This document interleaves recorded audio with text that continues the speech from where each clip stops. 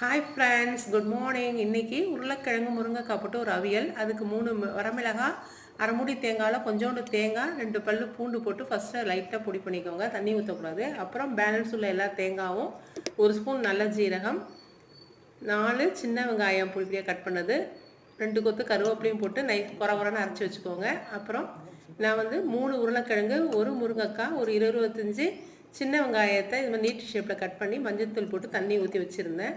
அதில் நம்ம அரைச்சி வச்சுருக்கிற மசாலாவை சேர்த்துடலாம். உருளைக்கிழங்கு கருத்துருன்னு தான் தண்ணி ஊற்றி வச்சுட்டேன். மசாலா அரைச்சதும் அதில் சேர்த்துட்டு தேவையான உப்பு போட்டு, உப்பு எல்லாம் கரெக்டாக இருக்கான்னு பார்த்துட்டு மூடி வைங்க.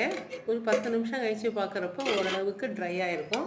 இன்னும் கொஞ்சம் ட்ரை ஆகணும், ரொம்ப ட்ரை ஆகக்கூடாது. அதுக்குள்ளே ட்ரை ஆனதும் 2 கொத்து கருவேப்பிலையும் 1 ஸ்பூன் தேங்காய் எண்ணெயும் ஊற்றி கிளறிட்டு திருப்பி 1 நிமிஷம் மூடி வச்சு எடுத்துட்டிங்கன்னா சுவையான உருளைக்கிழங்கு அவியல் ரெடி.